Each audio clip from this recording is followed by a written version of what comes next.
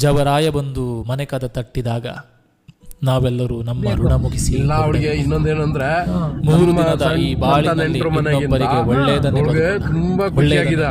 ಆ ಒಂದ್ 2-3 ಸರಿ ಟ್ರೈ ಮಾಡಿದಾಳೆ. ಅಯ್ಯೋ ಎಷ್ಟು ಮಾತಾಡಿದ್ರು ಅದು ಸಿಗ್ತಾ ಇಲ್ವಲ್ಲ, ಎಂತಹ ಮಾನವನನ್ನ ಕಳ್ಕೊಂಡೆ ಸ್ಮಶಾನ ಕೂಡ ಕಣ್ಣೀರಿಡ್ಬೇಕಂತ ಇಲ್ಲ.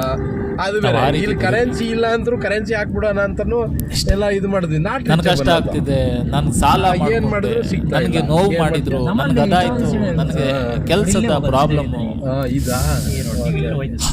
ಇಂಥದ್ದೆಲ್ಲ ಮಾತು ಕೇಳಿದ್ರೆ ಒಂದಿಷ್ಟು ಜನ ಹೇಳು ನಾ ಸಾಯ್ತೀನಿ, ಸತ್ರ ಏನಾಗುತ್ತೆ ಸ್ವಾಮಿ, ಏನಾಗುತ್ತೆ ಜನ ಸರಿ ನಾವು ಅದಕ್ಕೆ ಅಂತ